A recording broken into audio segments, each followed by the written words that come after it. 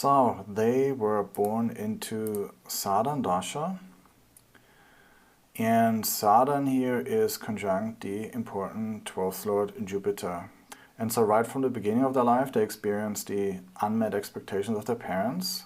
The parents wished for a boy, but then ended up with her, a girl. The 12th Lord Jupiter is here conjunct the 5th house of children, and it is in Taurus, the sign of wealth and family tradition. There isn't much that she remembers about Saturn Dasha, which lasted for the first 6 years of her life. Sometimes we don't have memories from the first years of our life because we made a decision not to remember. And considering that she was born into Saturn Dasha, this might have likely happened to her. Her parents treated her as if she was worthless and undesirable. And as a result, she tried to forget, shut down her emotions, and lived as if on autopilot. Next came Mercury Dasha.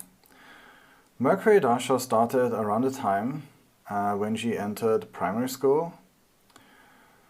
Mercury is here in the 3rd house, and it is aspected by Rahu, who is placed here in Virgo. In general, a strong Mercury is crucial for a fulfilling and successful school experience. The public school system relies heavily on one's ability to process information, memorize it, and then pass tests, which are all mercurial qualities. And here with Rahu in Virgo, those mercurial abilities are lacking. And as a result, she really hated going to school. And even though she struggled, her parents basically didn't give much attention to it and hardly gave her any support. In fact, for the first years in school, she faced tremendous hardship just to attend school. This was particularly during Mercury and also Mercury Ketu. So for several years, she had to ride her bike alone over mountainous terrain, covering several kilometers each day just to reach school. Aside from that, the entire school experience just became a huge source of stress and burden for her. And we can trace that hardship to Rahu here in Virgo, which afflicted Mercury during Mercury Dasha. Now Mercury here is ruled by Jupiter, who made it even worse, being here conjunct Saturn, and so she never dared to speak of her fears or difficulties to her parents. Deep down she knew that they wouldn't respond with understanding, but rather with, scolding and perhaps even punishment. And so she carried the weight of her school experience all in silence. Mercury Dasha continued, and she eventually graduated from high school and entered university, and this happened in Mercury Rahu.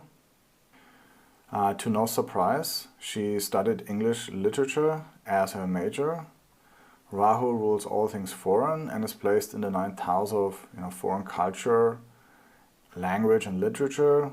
Rahu is also in Virgo, the sign of Mercury, who rules languages and literature. From this, we understand that she is moving in a direction that her parents never dared to go.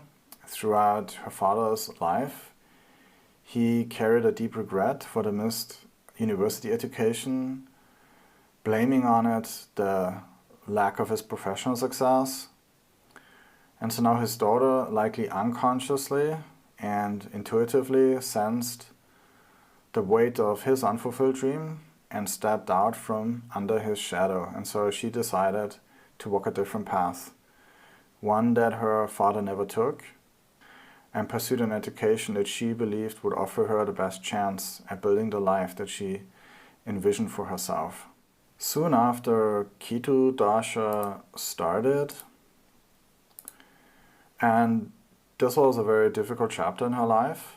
She often stayed up late into the night, sometimes watching TV until the early morning hours. She was really just trying to fill a deep inner void, and she had no direction and clear sense of purpose to guide her. And we can see here in the D12 how Ketu Dasha just continued the theme of Mercury Dasha, because Ketu here gives the results also of Mercury. And so the relationship with her parents remained a mix of love and resentment. On one hand, she was genuinely grateful for the financial support and the real estate gifted by her father. On the other hand, his constant pressure to marry and have a child weighed really heavily on her. And this really made her feel both indebted and suffocated at the same time. Now, deep down, she really wished to make her father proud, right? She recognized all that he had done for her, right? Growing up, he made so many efforts to create beautiful memories between them. He was really trying to be a great dad, arranging sort of special events and moments to really strengthen their bond. And yet, his default mode just remained one of constant demands, expecting her to follow a life path that he had envisioned for her.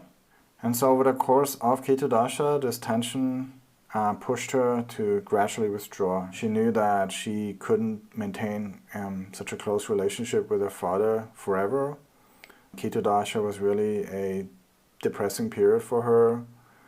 She lacked self-love, she didn't treat herself well, and she stopped believing that she could ever deserve a good life. And we can see here that Ketu also gives the results of its lord Jupiter, who is conjunct Saturn. And this really indicates the lack of self-worth and the emotional burden that were passed down through her parents. Likely the same pain she felt when she was judged for the first time by her parents remained unresolved and continued on throughout Ketu Dasha. And so nothing truly meaningful really happened during this period, since her unresolved past continued to prevent her from embracing life fully and wholeheartedly. Venus Dasha started at the age of 30 and marked an important turning point in her life. She was able to move to another country and leave her parents behind.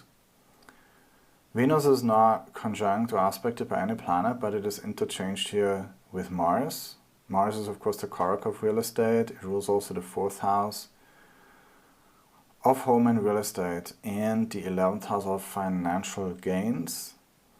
And so she got the financial support of her parents despite the distance, and when she got married, her parents provided the funds for her to buy real estate in a foreign country.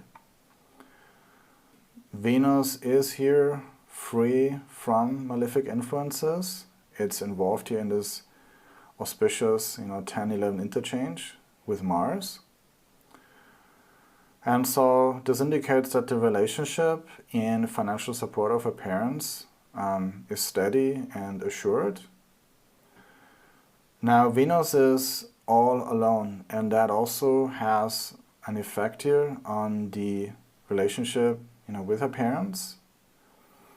It shows that there is a growing emotional distance. Over time, the connection with her parents becomes more and more practical and less personal, and the communication gradually reduces to the bare minimum. In fact, the communication with her parents in Venus Dasha has reduced year after year, and since she has no intention of moving back to her home country, this trend likely continues. And so this shows the effects of conjunction and aspects, right? Venus is without any aspect or conjunction, and so, she just exchanges some surface level pleasantries with her parents, and that's all. Of course, the other reason why Venus was able to create such a big shift was its placement here in Scorpio. Any planet in Scorpio will go through an intense transformation. Scorpio is the original 8th house, and any planet here breaks down, reforms, and ultimately redefines what once was. And so when she entered Venus Dasha, she knew it was time to leave her parents. She had the strength and courage to do so. She was ready for it, and since her departure, she hasn't really shared anything that's meaningful to her with her parents. And we can expect that this will continue for the remainder of Venus Dasha.